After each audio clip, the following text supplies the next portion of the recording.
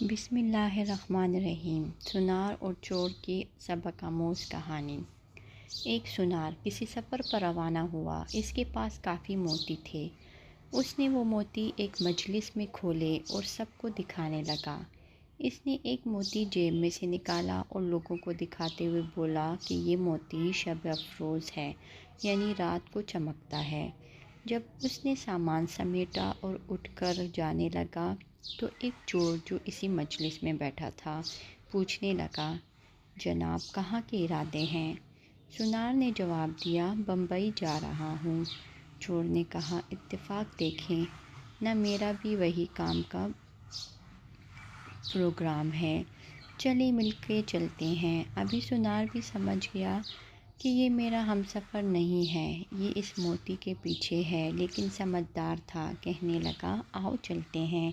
دونوں مل کر چل پڑے۔ سارا دن سفر کیا اور شام کو جب سونے لگے تو چور نے اپنی واسکٹ وغیرہ جو قمیص کے اوپر پہنی ہوئی تھی اتار کر علیحدہ ایک جگہ پہ لٹکا دی۔ سنار نے وہ موتی اپنی جیب سے نکالا اور نظر بچا کے وہ قیمتی موتی اس کی جیب میں رکھ دیا اور خود بے فکر ہو کر سو گیا۔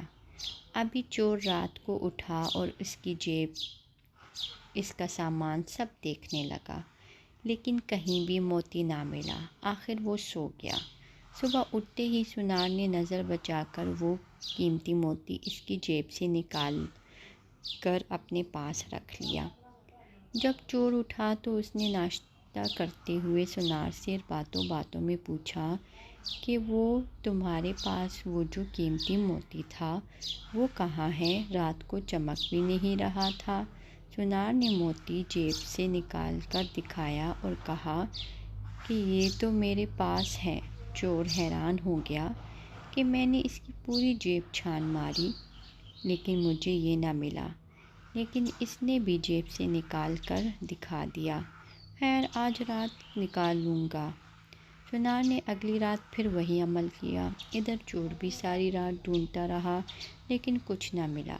صبح کو پھر وہی ماجرا کہ موتی سنار کی جیب سے نکل آتا۔ یہی کام 3 سے 4 دن چلتا رہا۔ آخر چور نے ایک صبح سنار سے کہا کہ میں آپ کا ہمراہی نہیں تھا، میں بس آپ کے ساتھ اس موتی کی خاطر تھا۔ آج میں آپ کو استاد مانتا ہوں۔ آپ مجھے بتائیں کہ آپ یہ موتی رکھتے کہاں تھے رات کو؟ اس نے کہا، میاں تو اوروں کی جیبیں ٹٹولتا رہا، کبھی اپنی جیب میں بھی ہاتھ ڈالتا۔ آج ہماری مثال اس چور کی سی ہے جو لوگوں کے عیب ڈھونڈتا پھر رہا ہو اور کبھی اپنے گریبان میں جھانک کر دیکھا تک نہیں۔ ہماری یہ عادت بن چکی ہے کہ ہم ہمیشہ دوسروں کی غلطیاں ہی ڈھونڈتے رہتے ہیں، کبھی اپنے آپ کو نہیں ٹٹولتے، کبھی بھی اپنے پہ نظر نہیں دوڑاتے۔ اگر آج کی اس کہانی سے آپ کو کچھ سبق حاصل ہوا ہو تو میرے چینل کو سبسکرائب کر دیں۔ شکریہ۔